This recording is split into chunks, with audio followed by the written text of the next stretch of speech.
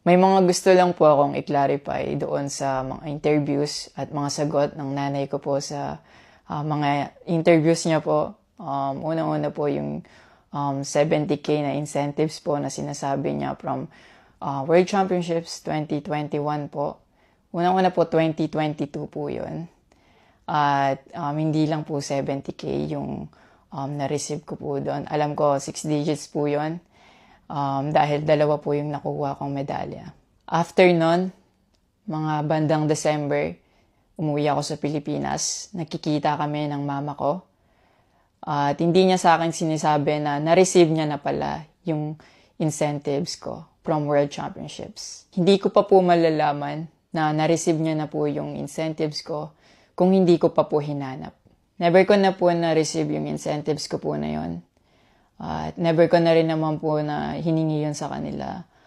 Binigay ko na at wala na po yun sa akin. Ang sa akin lang naman, gusto ko malaman kung saan napunta yung incentives ko po na yun.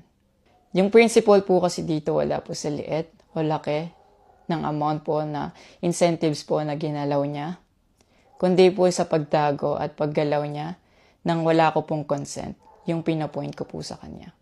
At yung about sa red flag daw po si Chloe na sinabi ng mama ko, hinusgahan niya po agad si Chloe sa pananamit at sa pag-akto po niya. Magkaiba po ng kinalakihan. Unang-una, lumaki si Chloe sa Australia at ayun yung nakagisnay niyang culture. At ibang-iba po talaga sa Pilipinas kung paano tayo gumalaw, magsalita o manamit po. At yung about po sa yung mauubos po yung anak ko, nasabi po ng mama ko. Unang-una po si Chloe po may sarili po siyang income. Lahat po ng nakikita niyong gamit o yung pag-travel niya kung saan-saan po. Galing po yun sa pinagpaguran niya po. At bakit naman po ako mauubos? Gaya nga po ng sinabi ko, si Chloe po may sarili po siyang income. And lahat po ng bank account ko po nasa mama ko po. At may mga instances po talaga na si Chloe po yung sumasagot sa akin that time po. Bukod sa incentives po, nasa kanya din kasi yung bank account ko sa monthly allowances sa pag-gymnastics ko. And nung nakuha ko na yung bank account ko po na yun, doon ko po nalaman na inuubos niya po yung laman nun. And nasa akin po yung mga bank statement ng withdrawal po na ginagawa niya po. Sabi niya pa nagsimula daw yung hindi namin pagkakaintindihan dahil kay Chloe daw po. Opo, totoo po yun. Dahil ever since unang-una pa lang, ayaw niya na kay Chloe kahit hindi niya pa po nakikita or nakikilala in person. And mas nagkalabuan po kami nung naglagay po ako ng boundaries sa relationship ko. Kasi pinaglaban ko po si Chloe dahil gusto ko po siya. Yung about sa training camp na kinikwento niya na si Chloe dapat wala na daw doon, sabi ng former coach ko pagdating nung dalawang magte-training camp doon. Usually, kapag magte-training camp kami, palaging naka-hotel. And miscommunicated yon na doon pala sila sa akin na mag-i-stay. Hindi rin totoo na pagpunta nila doon, nung dalawang bata, dapat wala na si Chloe kasi sabay-sabay silang pumunta doon. Actually, nagulat pa yung former coach ko kasi nandun si Chloe. Minelcome naman namin sila talaga. Nag-prepare kami para sa kanila. So, hindi ko alam kung bakit ganun yung mga sinasabi niya. At yung sinasabi niya po na yung dalawang bata po dahil si Chloe yan doon, yung nakabalandra daw yung puwet po.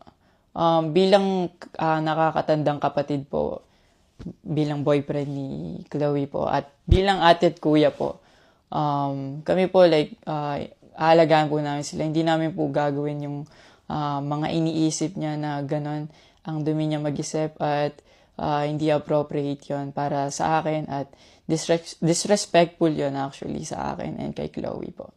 And yung sinasabi niya na so dapat wala daw pong outsider or guest po doon sa apartment ko po.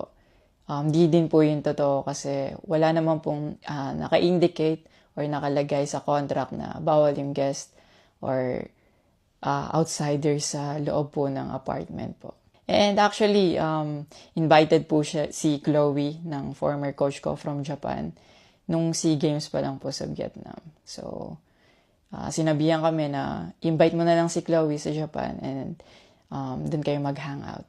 Sabi niya pa na feeling niya daw, nilalayo ako ni Chloe sa kanila.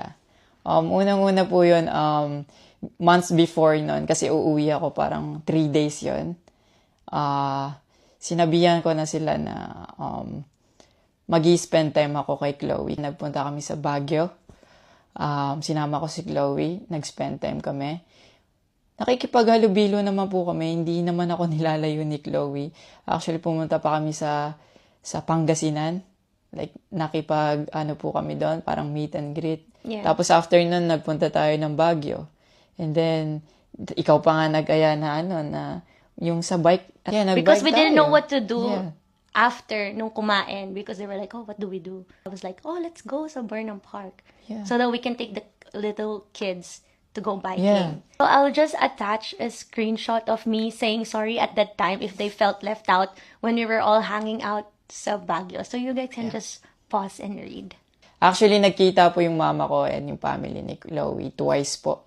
And then, yun, nag-usap po sila. And the last resort, my family made a group chat Yeah. na kasama everybody involved because my family wanted to address kung ano yung issues ni mom mo towards me. Yeah, kasi marami na siyang pinopost. Yeah, madami na siyang pinopost. And even though my family knew na madami na siyang pinopost, my family still welcomed them, treated them with respect, and with no judgment na pinaringgan nila yung side ng mom mo, what she had to say about me and our relationship.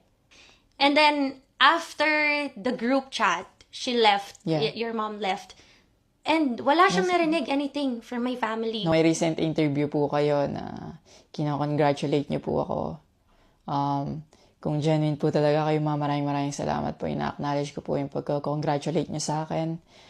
Pero nagpa-flashback pa rin po talaga yung masasakit niyong sinabi sa akin at yung mga hindi niyo pag-wish well sa akin. Like, tumatatak po yan sa akin talaga. Ang message ko po sa inyo na mag-heal kayo, mag-move on, at napatawad ko na kayo long time ago po. Pinagpe-pray ko na maging safe kayo palagi at nasa maayos kayong kalagayan dyan lahat. Tigilan na po natin to at i-celebrate na lang po natin yung mga ginawa po ng paghihirap, pagsasakripisyo ng bawat atletang Pilipino dito sa Olympics.